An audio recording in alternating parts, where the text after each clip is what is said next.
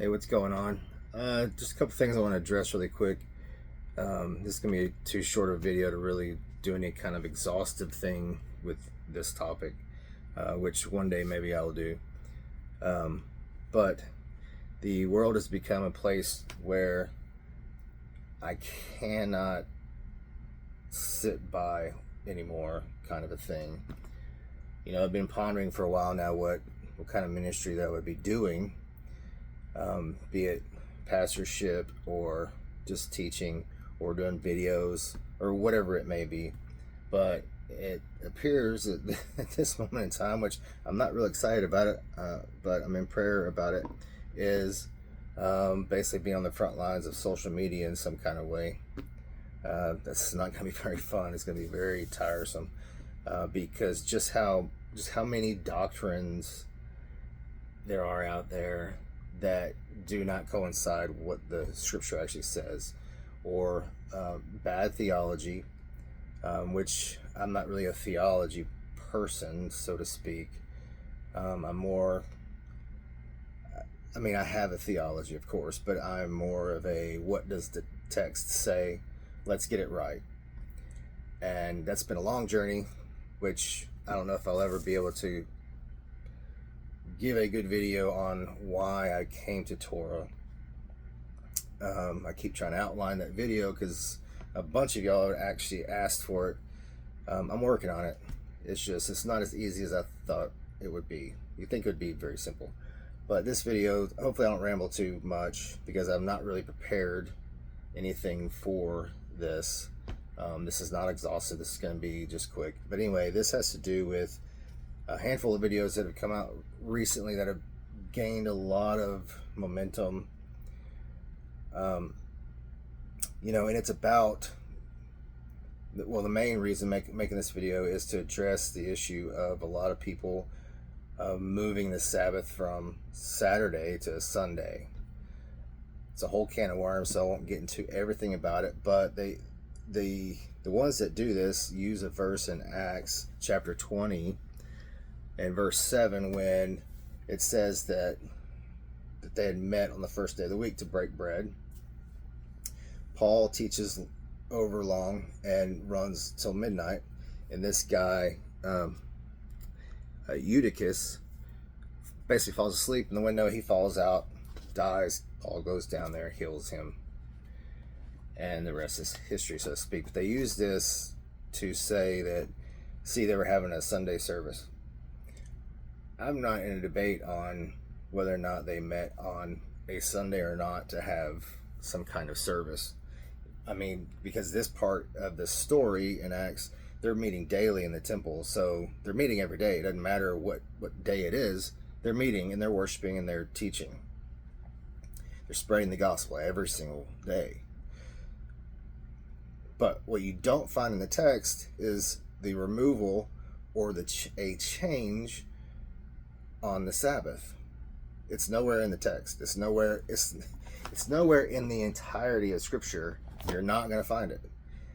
This was my first question that I came into maybe 15 years ago, maybe one of the first questions that I asked was, I was studying the Word every day, and I was not seeing a Sunday service in the text. I was not seeing a removal of the Sabbath and giving that sanctity of the Sabbath into a different day, regardless if it's Sunday or some other day. It's simply not there. So they use this piece of the text to bring that argument about. But there's some major problems with this, because there's a thing called, let me back up just a little bit. So in our Western Gentile mentality, when we think of the first day of the week, we think Sunday morning. Because in our Greek mindset or Roman mindset, we turn the following date from today to tomorrow at midnight on the Gregorian calendar. Well, in the biblical calendar, which I don't know why this is actually up for debate, But there's so many of those out there um, that that have a very different philosophy on when the next day begins or when the Sabbath begins. But according to Leviticus 23:32, I need a laptop pretty bad. So Leviticus 23:32 says that it shall be to you a Sabbath of complete rest, and you are to humble yourselves from evening to evening. You shall keep your Sabbath. So the next day begins at sundown, from evening to evening. So what we see going on in Acts 20, okay, when Paul begins to breaking bread, Paul begins to teach, and he runs over, right? Eutychus falls out the window, dies. Paul goes down there and heals him. He goes up, and it continues in the text saying that he continued to speak and teach until the sun come up. Okay, and then they left. So he taught all the way through the night. So if this was the case, if this was a Sunday morning service, so to speak, that means that he would have taught all day long, then all night, all the way until the following day. Okay, however you get there, so be it. But there's still a problem. So before Judah went to Babylon, there was a tradition that began with the rabbis to mark the exit of the Sabbath, and it's called Havdalah. I don't do Havdalah. I haven't done one. There's nothing wrong with it, and I would love to participate in this stuff, but I'm kind of, it's a long story. However, this is part of this video was supposed to be the only study Bible that I recommend. And not only do I recommend it, I tell you, you need it in your library. And don't just get the translation, you need the study Bible. And it's the Complete Jewish Study Bible. This one's the leather one. But so in the text, what it puts in there is these inserts of what's going on. I would pause it, take a screenshot of it if you want to, but this is the Havdalah. And this came about so that everyone would know and be in line with each other on when the Sabbath was over. And during this time, there's a little ceremony that they do, and they would eat. They break bread because the Shabbat's over. This in no way is, and this begins the first day of the week. So when it says that on the first day of the week, this is after the Havdalah. Okay, this is after the tradition put in place by rabbis to exit formally Shabbat. Okay, there's a practice and a tradition to enter Shabbat. Okay, because from evening to evening you will have your Sabbath. Okay, this is why it's considered the first day of the week, or the first of the week, which in the original languages it's going to be I forget exactly how they would say it, but it's like Sabbatismos 1. So it's basically one of the first of the week, first of this Shabbat, because everything was counting 1 through 6 to Sabbath. Okay, this is what's going on. They didn't meet they didn't meet Sunday morning to go break bread and then start preaching and then run till midnight. Okay, because once the sun goes down, it's the following day. So if he's saying they meant to break bread on the first of the week, well, if you're saying this is Sunday night, that's a problem, right? Because it's the following day. So however you can relate this into our understanding from the United States, this is what's going on. Because the argument is that this proves that the Sabbath was done away with, or however the argument is put. It's really kind of ridiculous, because people just run with this and they never test it. But if you literally just if you read the book, you'll get there. But the problem is those voices and those people that imprint on us come from a place of, I don't know if I should just say deception, but we don't understand. Okay, I mean, how is it that we should be able to understand something like the Havdalah if there's not something like this to teach us, right? I mean, I'm part of a Messianic congregation, and that is oversaw by a rabbi that teaches these things. But if you don't have that, or if you don't have something to tell you what the culture is and what the traditions are, you're going to end up thinking that they met on Sunday morning and, hey, Sabbath has changed. Sabbath was moved to Sunday. And that's not the case. And I would also argue if they were meeting on Sunday morning to break bread or to have service or whatever it may be, it still doesn't get rid of the Sabbath, right? Because the Sabbath is an actual commandment by God. And what did Jesus say about the Sabbath? He said he was Lord of the Sabbath. He didn't, we call it the Lord's Day on Sunday, or I don't anymore, and so be it. But he already said what day he's the Lord of, and it's not Sunday. And to top that, this argument, because there was this one video, and it wasn't very long, but it was straight to the point. It was very impactful, but everything in the video was in error, not because I say so, but what the text says. This one pastor, he even says that, it's a myth that Constantine did this. But, and my reply is, well, you're half right, because we see it first written with Ignatius, and he actually uses the terminology of, if you don't work, you don't eat.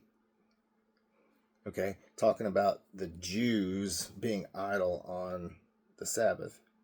Well, that continues through the first few centuries with people trying to remove themselves from anything that's considered Jewish. Okay, that's when they start calling, Sabbath is Jewish. The biblical feasts are Jewish. The food laws are Jewish. Those were only given to the Jews. But the problem with that interpretation is all of the tribes were at Sinai, not just the Jews.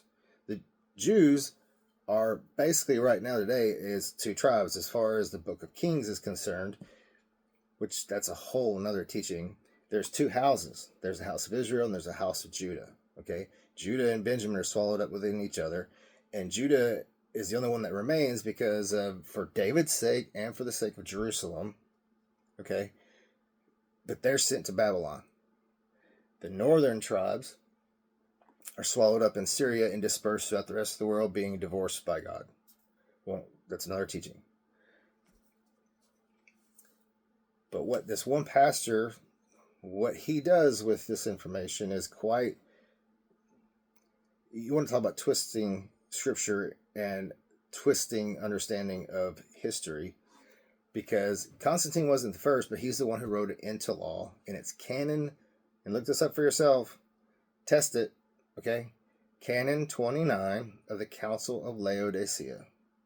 I recommend everyone look that up and read it word for word, because basically he says we're not going to walk in Jewry and be idle like the Jew, because if you don't work, you don't eat.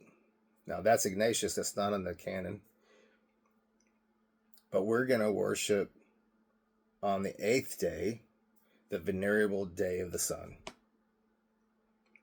This is what Constantine did. It's undeniable. He wasn't the first one to do it, but he's the one that wrote it into the canons of the Catholic Church. This is how the Catholic Church is going to behave. If you're going to be part of the church, this is what you do. If you're not part of the church, you're cast out of the church. You're anathema to Christ, according to them, if you don't keep Sunday. And if you keep Sabbath, you're anathema to them and unto Christ, according to Catholicism. This is what they did. The Torah itself says that we are not to take away from and we're not to add to anything in the law, in the book of the law. But that's exactly what the Catholic Church did. That's what they gave us. We inherited it. It wasn't our choice. But they took away God's law. They took away God's feast. They took away God's Sabbath. And they replaced it with what they gave us. The Roman holidays and the Roman holy day, Sunday. And another thing too,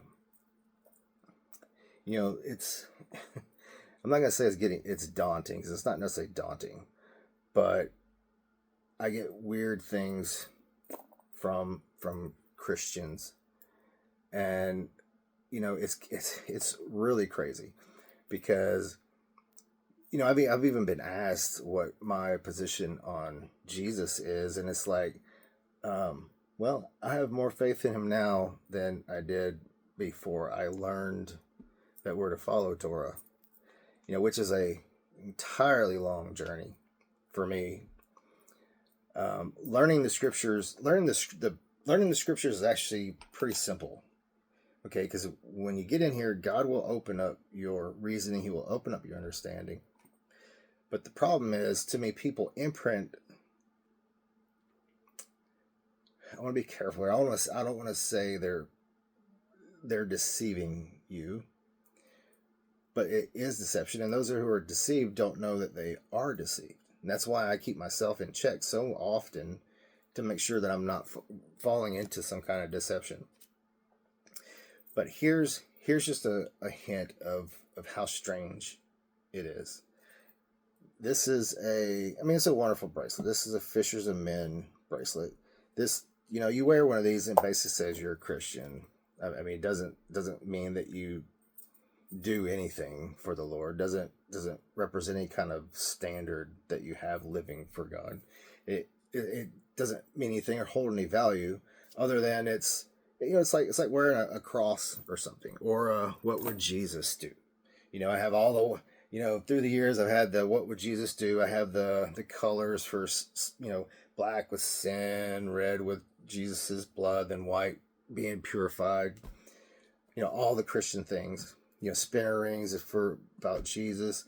And it's all good, it's all great, and everybody's like, that's good that you're representing your faith. You're representing your Christianity, and that's not a problem. I don't want to say that that's a problem by any means, but you put this on, things change.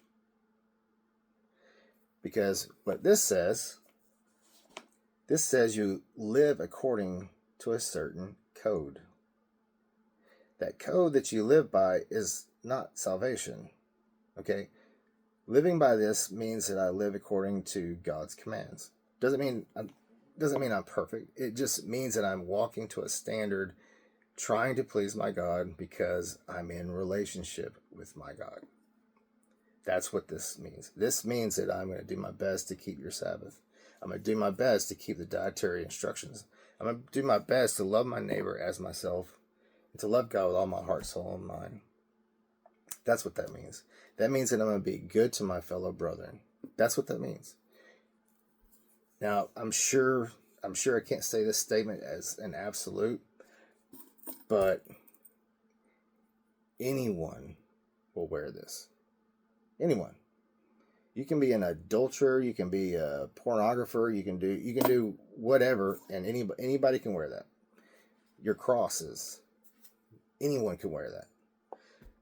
I mean, Ozzy Osbourne wore them. Do I really need to go there? But anybody can wear a cross, or anybody can wear any kind of Christian things or nostalgia, whatever, however you want to define it. Now, like I said, I can't say this in absolute because I'm sure there's some twisted people out there, but there's only one person that wears these. Only one. And that's the person that chooses to do what God said to do. The thing is, this doesn't give you any condemnation with people like Christians, because the worst people that condemn someone for their faith practices, I've gotten flack for these before. I've gotten flack for eating biblically clean, and it's still a new thing to me. I'm only in it for, well, I guess I'm going off about 5 years now, but it still feels new. It's not the easiest thing. It's hard because unclean meat is in everything, and it's everywhere. But I just want to address this really quick, just because, it's not that I was sitting out not doing my job, but I pondered so much on what my job may be in today's world. And I honestly think that, I don't know, I really don't want to be on the front lines of social media, but it looks like that might be where I'm headed. But I hope this has helped you in some way. But go and research the Havdalah and Acts chapter 20, and hope God reveals his truth to you, because honestly, if you got it this far, I need you to listen to this one little part, because if I can teach you one thing, it will open up your understanding in a total way. Because you understand this one little truth right here, it'll change you. It'll change your heart, it'll change your mind toward God, and you won't believe just how close to God you can actually walk. These things ground you in a way that I can't explain. But, this is Acts chapter 20. It wasn't Sunday morning. It wasn't a church service on the first day of the week. They were breaking bread after Shabbat, after a tradition called Havdalah. Test it. Prove all things. Later.